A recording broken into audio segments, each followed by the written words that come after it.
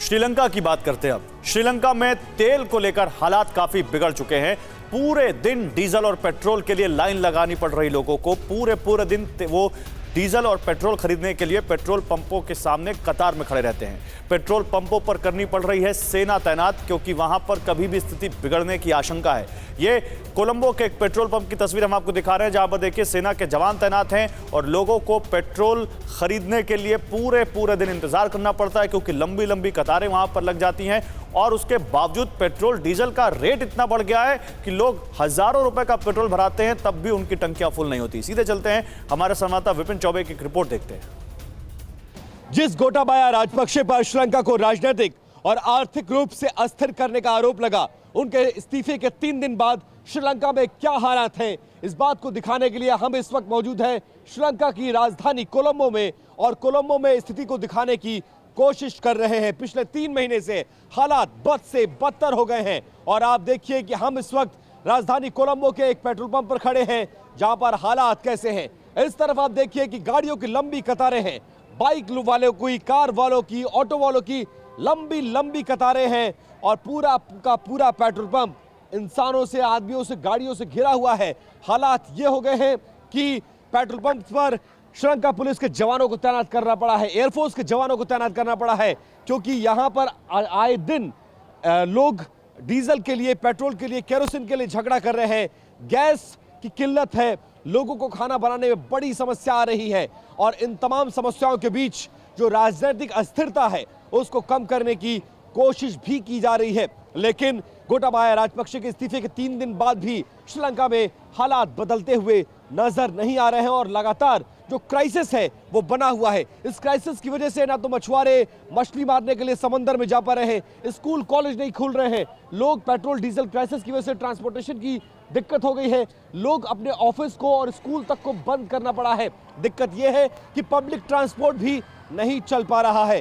ऐसे में लोगों के सामने बड़ी दिक्कत का सामना करना पड़ रहा है। हालांकि इस बीच सरकार ने फ्यूल पॉलिसी को लाने का ऐलान कर दिया है, जिसके इंप्लीमेंटेशन के बाद अब ऐसा लग रहा है तकरीबन 1 हफ्ते का समय और लगेगा, जिसके बाद स्थिति सुधर सकती है।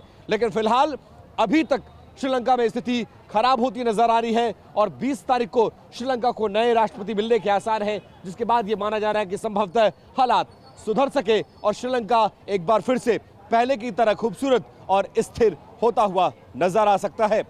कैमरा पर्सन मदन के साथ विपिन चौबे, TV9 भारतवर्ष, कोलंबो, श्रीलंका।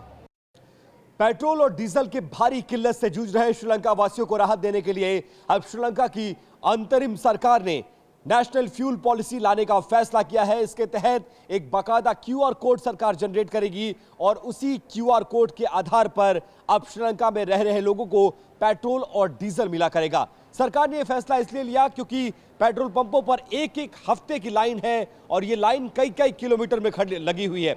हम इस वक्त श्रीलंका की राजधानी कोलंबो में हैं और कोलंबो में पेट्रोल पंपों के बाहर कैसी लाइन लगी है, आप इस लाइन को देखिए और जहां तक आपकी निगाह जाएगी इसी तरह की आपको लाइन देखने को मिलेगी। इससे परेशान होकर सरकार ने ब्लैक मार्केटिंग को रोकने के लिए, राशनिंग को रोकने के लिए, होर्डिंग को रोकने के लिए और इक्वल डिस्ट्रीब्यूशन पॉलिसी को फॉलो करने के लिए सरकार ने यह फैसला किया है। इस फैसले के तहत, इस पॉलिसी के तहत अब सरकार हर गाड़ी मालिक से उसका नेशनल ID कार्ड, जिसमें उसका ड्राइविंग लाइसेंस होगा, उसका पासपोर्ट होगा, उसका बाकी कोई जो नेशनल ID अगर वो होल्ड करता है वो होगा, साथ में गाड़ी का रजिस्ट्रेशन का पेपर होगा और साथ ही गाड़ी की जो ड्राइविंग लाइसेंस भी आपके पास होगा। उन तमाम चीजों को मिलाकर बाकायदा आपका डॉक्यूमेंटेशन किया जाएगा। और इसके अलावा नेशनल सिक्योरिटी गार्ड्स को भी पेट्रोल पंप पर तैनात किया गया है, जो इस वक्त किसी तरह की हिंसा ना हो और पेट्रोल को लेकर किसी तरह की बवाल ना हो, इसलिए इनको तैनात किया गया है। यह फैसला राजपक्षे सरकार के इस्तीफा देने के बाद